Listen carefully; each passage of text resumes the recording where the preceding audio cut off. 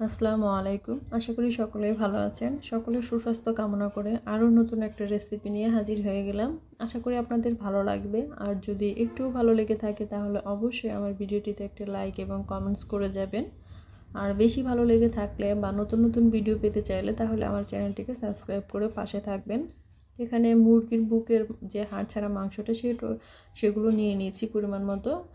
আর চুলায় একটা পাত্রের মধ্যে পানি বসিয়ে তার মধ্যে অল্প পরিমাণে লবণ আর কয়েক কোয়া রসুন দিয়ে দিচ্ছি। পানিটা বলক চলে আসার পরে দিয়ে দিব হচ্ছে বুকের মাংসগুলো, মুরগির যে মাংসগুলো নিয়েছি সেগুলো। আর এখানে কেউ চাইলে আস্ত আদাও দিয়ে দিতে পারেন সুন্দর একটা স্মেলের জন্য। আমার হাতের কাছে ছিল না তাই দিইনি। তো এখানে হচ্ছে 2টা কাঁচামরিচ আর 2টা টমেটো, কাঁচা টমেটো এরকম ছোট ছোট কিউব করে কেটে নিয়েছি। এখন এগুলো আমি এরকম একটা ছেঁচুনির মধ্যে দিয়ে তারপর হচ্ছে ছেঁচে নেব। কেউ চাইলে ব্লেন্ডারে দিতে পারেন, যেহেতু আমি এত মিহি করব না এর জন্য আমার এতটা হচ্ছে ব্লেন্ডারের প্রয়োজন হয়নি। তো মাংসগুলো হয়ে গিয়েছে, এখন আমি এরকম হাত দিয়ে ছাড়িয়ে নেব, ঝুড়ি ঝুড়ি করে নিয়েছি।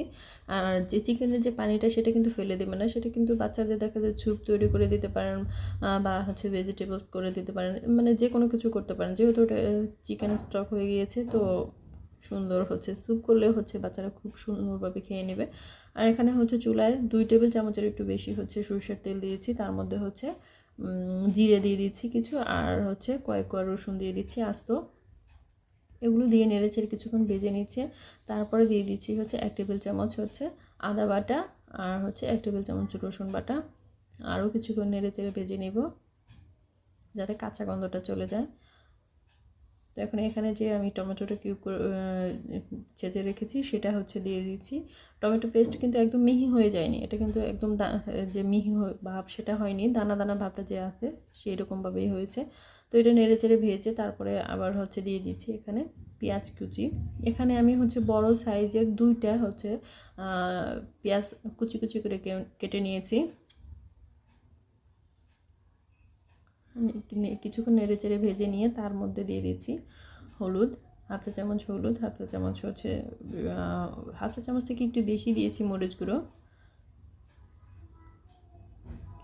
ধনিয়া গুঁড়ো দিয়ে দিচ্ছি হাফ চা চামচ,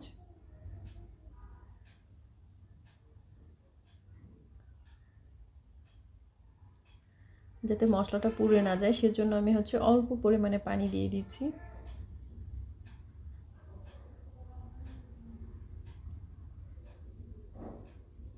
আরও কিছুক্ষণ নেড়ে চেড়ে ভেজে নিচ্ছি।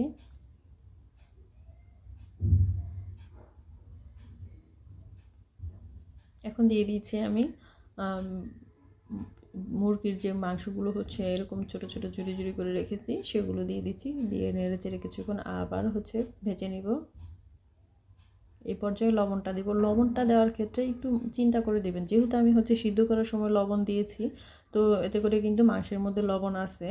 আর হচ্ছে আমি তো মাংসগুলো পরে ধুয়ে ফিরে নিয়ে যে লবণটা চলে যাবে, এর জন্য হচ্ছে লবণটা একটু দেখে শুনে দেবেন। আর এখানে আমি হচ্ছে 2 টেবিল চামচের একটু কম হচ্ছে দুধের সর নিয়ে সেটা ভালোভাবে ফেটিয়ে নিয়েছি। তার মধ্যে হচ্ছে পোস্ত দানা আর হচ্ছে 4-5 কোয়া হচ্ছে কাজু বাদাম বেটে এটার সাথে মিক্সড করে নিয়েছি, সেগুলো দিয়ে দিচ্ছি। কেউ চাইলে এখানে টক দই বা হচ্ছে অন্য কিছু দিতে পারেন। তো আমি হচ্ছে দুধের সরটা মালাইয়ের মতো করে বানিয়ে নিয়েছি, তো সেটা দিয়ে দিচ্ছি। আর ওই বাটি ধুয়েই আরও একটু পানি দিয়ে দিচ্ছি কষিয়ে নেওয়ার জন্য।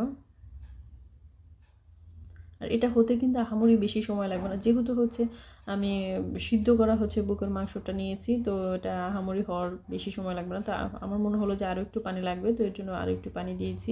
আর এখানে দিয়ে দিচ্ছি আমি হচ্ছে 1 চা চামচের মতো গরম মশলার গুঁড়ো দিয়ে আবারও নেড়ে চেড়ে কিছুক্ষণ হচ্ছে ভেজে নিচ্ছি।